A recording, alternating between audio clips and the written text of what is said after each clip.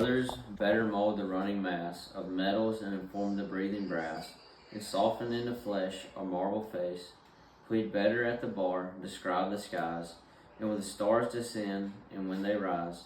But Rome, it is thine alone, with awful sway, to rule mankind and make the world obey, disposing peace and war by thy own majestic way, to tame the proud, the fettered slave to free. These are imperial arts and worthy of thee. Let others better mold the running mass of metals and inform the breathing brass, and soften into flesh a marble face, plead better at the bar, describe the skies, and when the stars descend and when they rise. But Rome, it is thine alone, with awful sway, to rule mankind and make the world obey, disposing peace and war by thy own majestic way, to tame the proud, the fettered slave to free.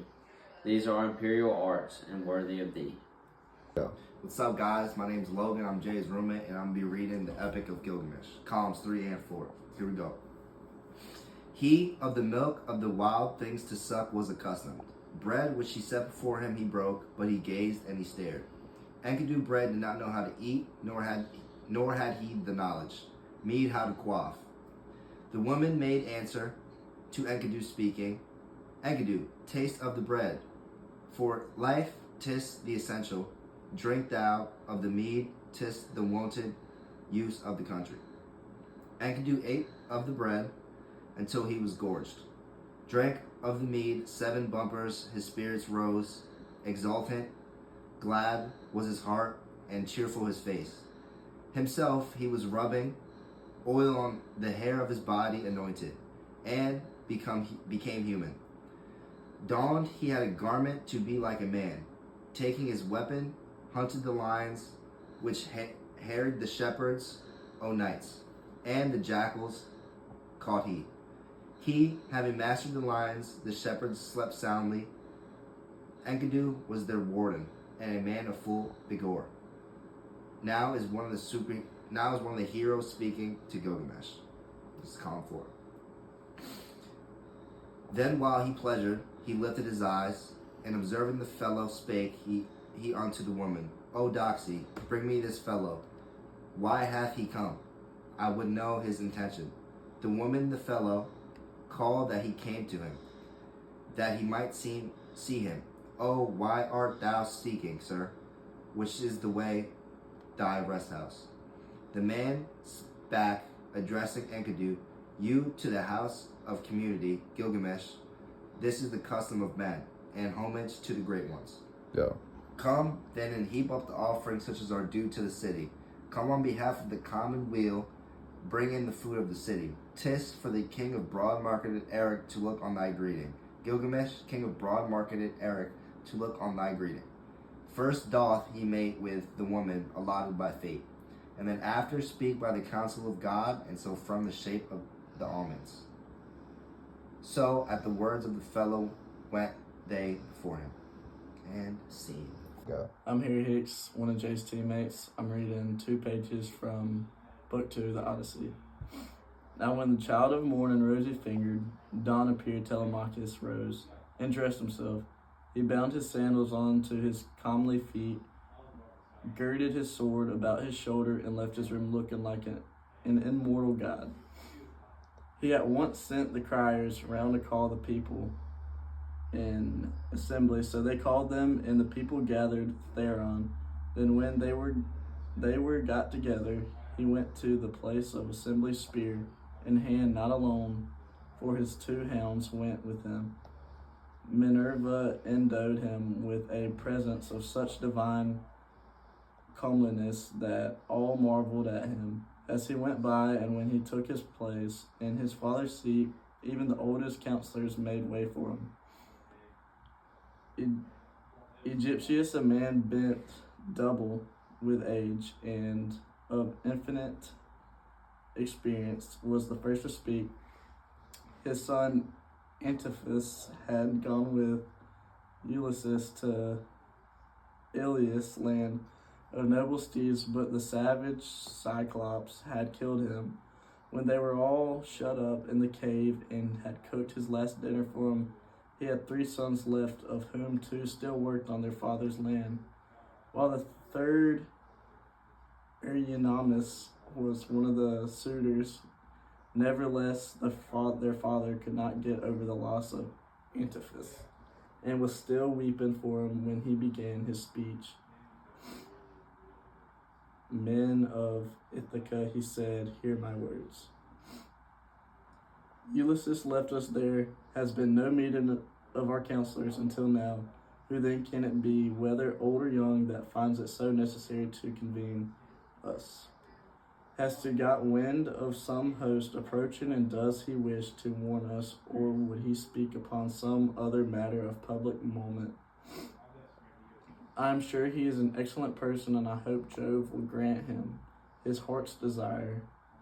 Telemachus took this speech as of good omen and rose at once, for he was bursting with what he had said. He stood in the middle of the assembly, and the good herald Pisner brought him his staff. Then turning to the Egyptians, sir, said he, it is I, as you will shortly learn, who have convened you for it. Is I who am the most aggrieved. I have not got wind of any host approaching about which I would warn you, nor is there any matter of public moment on which I would speak. My grievance is purely personal and turns on two great misfortunes which have fallen upon my house. The first of these is the loss of my excellent father, who is chief among all you here present, and was like a father to every one of you. The second is much more serious, and our long will be the utter ruin of my estate. The sons of all the chief men among you are pestering my mother to marry them against her will.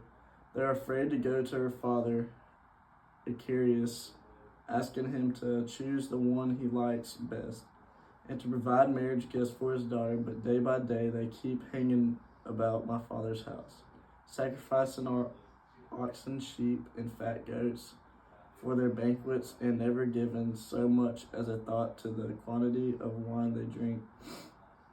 No estate can stand such recklessness. We have now Ulysses to ward off harm from our doors, and I cannot hold my own against them. I shall never all my days be as good as a man, as he will still. I would indeed defend myself if I had power to do so, for I cannot stand such treatment any longer. My house is being disgraced and ruined. Have respect, therefore, to your own consciousness and to public opinion. Fear to the wrath of heaven, lest the gods should be displeased and turn upon you. I pray you by Jove and Themia, who is the beginning and the end of counsels, do not hold back my friends and leave me single-handed, unless it be that my brave father Ulysses did some wrong to the Achaeans, which you would now avenge on me by aiding and abetting those suitors. Moreover, if I am to be eaten out of the house and home at all, I'd rather you did the eating yourselves, for I could then take action against you to some purpose and serve you with notices from house to house till I got paid in full, whereas now I have no remedy. Gosh.